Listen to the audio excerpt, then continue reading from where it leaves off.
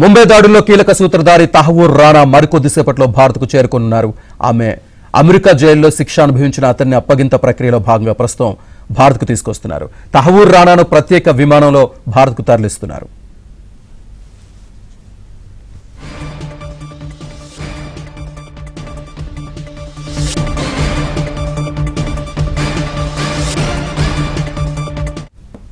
ఇక్కడికి వచ్చాక తహవూర్ రాణాను ఎన్ఐఏ అధికారికంగా అరెస్ట్ చేసి ఢిల్లీలోని తిహార్ జైలుకు తరలించనున్నట్లు సమాచారం. ఈ నేపథ్యంలో ఢిల్లీతో పాటు దేశంలోని పలు సమస్యాత్మక ప్రాంతాల్లో భద్రతను కట్టుదిట్టం చేశారు. తిహార్ జైల్లో పటిష్ట భద్రతా ఏర్పాట్లు చేశారు.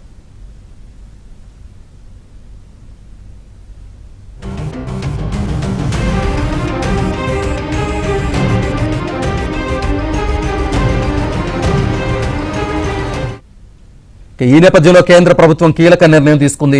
ఈ కేసును వాదించేందుకు స్పెషల్ పబ్లిక్ ప్రాసిక్యూటర్గా నరేంద్ర మాన్ను నియమిస్తూ ఉత్తర్వులు జారీ చేసింది. 3 సంవత్సరాల కాలానికి లేదా ట్రయల్ పూర్తయ్యే వరకు ఢిల్లీలోని ఎన్ఐఏ ప్రత్యేక న్యాయస్థానాలు, అపిలేట్ కోర్టుల్లో ఎన్ఐఏ తరపున నరేందర్ మాన్ వాదనలు వినిపించనున్నారు. ఏది ముందుగా పూర్తయితే దాన్ని పరిగణలోకి తీసుకుంటారు.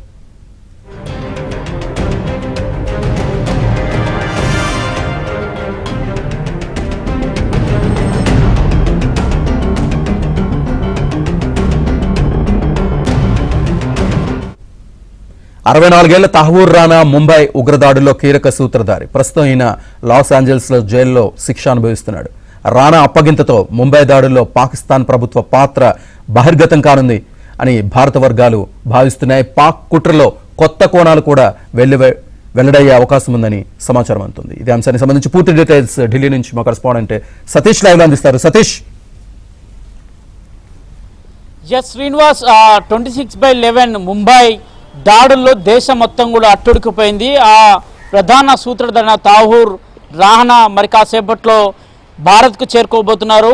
ప్రత్యేక విమానంలో ఇప్పటికే ఆయనను అధికారుల ఎన్ఐఏకి సంబంధించిన అధికారుల బృందం యుఎస్ నుంచి నేరుగా ఢిల్లీలోని పాలెం ఎయిర్పోర్ట్కు తీసుకురాబోతున్నారు. పాలెం ఎయిర్పోర్ట్లో మరి కాసేపట్లో అంటే సుమారు మధ్యాహ్నం 3 గంటల నుంచి 4 గంటల మధ్య పాలెం ఎయిర్పోర్ట్ చేరుకోబోతుంది. పాలెం ఎయిర్పోర్ట్ పరిసర ప్రాంతాలంతా కూడా ఇప్పటికే భద్రతా దళాలు తమ ఆధీనంలోకి తీసుకున్నాయి. ఇప్పటికే అక్కడికి అనేక మంది అధికారులు కూడా చేరుకున్నారు.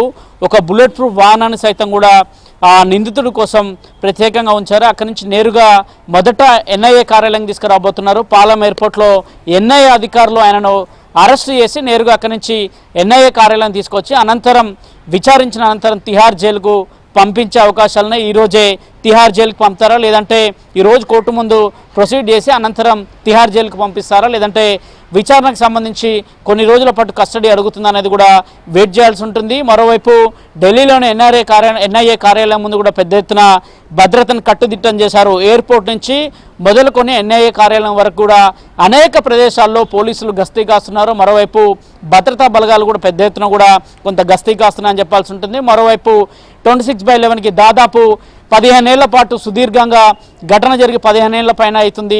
164 మందికి పైగా కూడా ఈ దాడుల్లో మృతి చెందారు.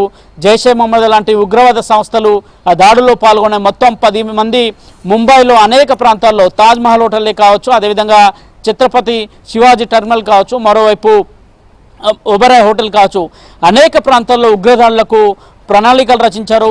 నాటి సందర్భంలో తాజ్ హోటల్పై జరిగిన దాడిలో దాదాపు 160 మందికి పైగా కూడా మరణిస్తే అందులో దాదాపు 18 మంది పోలీసు అధికారులు భద్రతా సిబ్బందికి సంబంధించిన వారు ఉంటే మరో 24 మంది విదేశీ ప్రతినిధులు కూడా ఉన్నట్టు కూడా నాటి సందర్భంలో వచ్చాయి. యావత్ భారతం కూడా ఆ దాడిని కూడా ఖండించింది. నాటి సందర్భంలో కసబ్ను ఉరిదీసినప్పటికి కూడా 81 రోజుల సుదీర్ఘ విచారణ జరిగింది. విచారణ అనంతరం కూడా జైల్లో ఉన్న కసబ్ను ఉరి తీయడంతో పాటు తాజాగా ఈ కేసులో ప్రధాన సూత్రధారిగా నాటి సందర్భంలో ముంబైలో ఒక ట్రావెల్ ఏజెన్సీ నడుపుతున్న రాణాకు అనేక మంది పరిచయం అవడం, తద్వారా ఒక ప్రణాళికలు రచించడం, ప్రణాళికలో భాగంగా ఆయన కీలకంగా మారడంతో పాటు నాటి సందర్భంలో 2008లో జరిగిన ఘటనకు 2009లో యుఎస్లో ఆయన పారిపోవడం, అక్కడనే కోర్టులో ఆయన యుఎస్లో లొంగిపోవడం, దాదాపు అక్కడనే జైల్లో ఉండడం, దాదాపు అనేక చర్చల అనంతరం కూడా భారత్ కృషి చేసిన అనంతరం కూడా అక్కడి కోర్టులో కూడా అనేక అవకాశాలను కూడా ఉపయోగించుకొని నేరుగా ఆ అవకాశాలని చేజారిపోయిన తర్వాతకి ఆయనను భారత్కు అప్పగించారు. భారత బృందం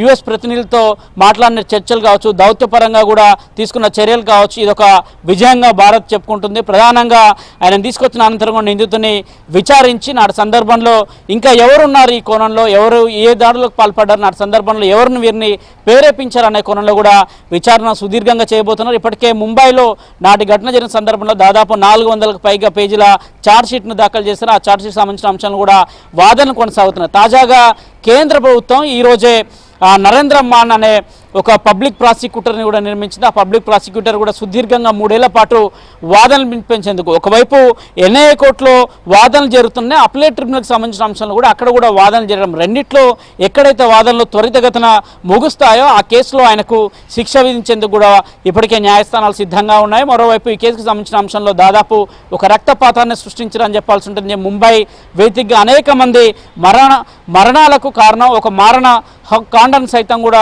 నాటి సందర్భంలో చేసిన విధానాన్ని చూస్తే గాక యావత్ భారతం మొత్తం కూడా తీవ్ర దిగ్భ్రాంతి విషాదం వ్యక్తం చేసిన సందర్భాన్ని కూడా చోటు చేసుకుందని చెప్పాల్సి ఉంటుంది. ఇప్పటికే కసబ్ లాంటి వారిని ఉరి తీయడంతో పాటు మరి కొంతమందిని ఆ సందర్భంలో జరిగిన ఎన్కౌంటర్ కావచ్చు, అదేవిధంగా పోలీసులకు కావచ్చు. ఈ రోజు మాత్రం 3 గంటలకు పాలెం ఎయిర్పోర్ట్ చేరుకోబోతున్నారు. పాలెం ఎయిర్పోర్ట్ నుంచి నేరుగా ఎన్ఐఏ కార్యాలయం కూడా తరలించే అవకాశాలు చాలా స్పష్టంగా కనిపిస్తున్నాయి. Srinivas. Right Satish, thank you.